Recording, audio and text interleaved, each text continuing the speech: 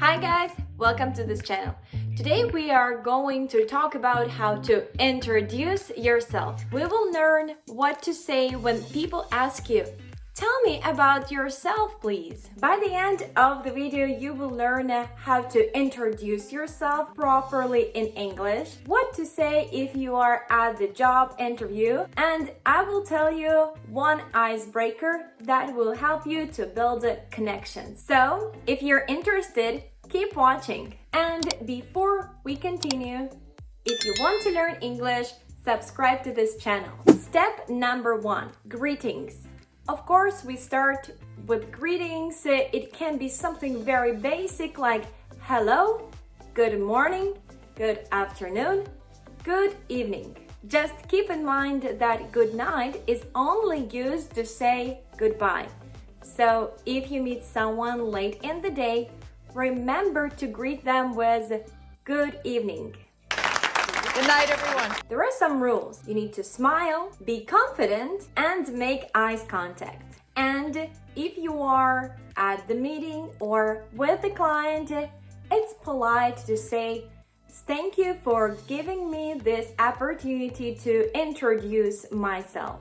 Step number 2, tell your name. My name is Karina, or I'm Karina. Or if you are introducing yourself on the phone, you can say, "Hello, this is Karina speaking," or "This is Karina." Hello, this is Walter White speaking. Step number 3, place, where you live. Now let's talk about your location. Where are you from? Where do you live? You can say, "I come from," and then place name. I'm from Rome. You can also add your nationality. You can say, "I am," and then say your nationality. For example, I am American, I am English, I am Ukrainian. If the country where you are located is not your birth country, you can say, "I come from," and then you can name that place. If you want to say where you grew up, you can say, "I was born and raised in," place name. I was born and raised in Ukraine. I was born and raised in the Bronx. If you were born in one place and live in a different place, you can say, "I was born in Italy but raised in England." If you grew up in one place, but now you live in a different place, you can say, "I am originally from Paris, but now I'm based in New York." And you can add, "I have been living in New York for 5 years already." Step number 4, hobbies and passion. If you want to build a connection with a person, you can share with some more personal information like hobbies and passion. Did you know that Google hires people who are open and playful? So, if you want to work at Google, you should talk about your hobbies. By the way, guys, what do you think? Would Google hire me? So, for example, you can say, "I like volunteering, reading, learning new languages, and traveling. I'm a big fan of hobby." For example, I'm a big fan of sports. Step number 5, family. A little bit later, I will tell you what to say if you are at the job interview, and also I'll tell you about one icebreaker. But if you are in an informal situation, and you want to make friends and get to know each other better, you probably want to talk about your family first. Well, and you can start with the very basic things like, "I have a mom, I have a dad, I have a brother, I have a sister." And if you want to talk about how many brothers and sisters you have, you can say, "I have 6 brothers and 1 sister." Or, "I am one of 8 siblings," or "I'm one of 8. And if you don't have brothers or sisters, you can say, I am an only child. Step number 6, age. I usually don't tell people my age right away. It doesn't seem like it's necessary. I'm always 18. You can say I am number years old, or I'm 25 years old, or I'm 25. If you don't want to specify your age, if you're always 18, you can say I'm over, I'm nearly, I'm almost. For example, I'm almost 30. I am only 29. Almost 30. If the person you're talking to is about the same age as you, you can say, I am around your age. So, guys, please tell me about yourself. What is your name? How old are you? Where are you from? What are your hobbies and passion? And it's interesting for me personally to find out who are you guys over there. And finally, if you are at the job interview, you definitely want to follow these steps. Step number 7, education. You probably need to talk about your highest education qualification, and if you are pursuing any degree, just mention that. For example, I'm pursuing an MBA at Stanford University. MBA means Masters of Business Administration.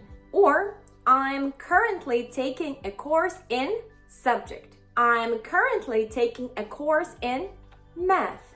If you finished your course, you can say, I have completed a course. I have completed a 7-month computer animation course. If you already graduated, you can say, I have a bachelor's in mass media. I graduated with my degree in economics 2 months ago. I chose that field of study because I have always been interested in finances. Step number 8, position and company. If you already work somewhere, you can say, I work at company name. For example, I work at Google as HR manager. You can say I work at or I work for. Don't say I work in a company. You can simply say I work as a lawyer or I work in sales. If you have work experience, you definitely need to say that. For example, I have 5 years of experience in personal finance management. I'm a software engineer with 5 years of experience.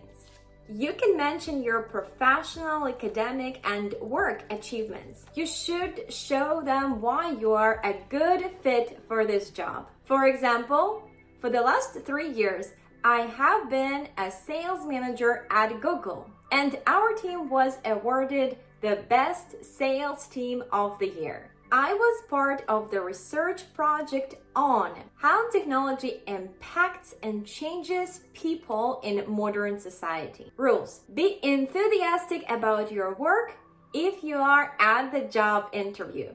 And don't make it all about yourself. Show them that you are a good team player. Step number 9, goals. You can tell them your long-term goals and your short-term goals.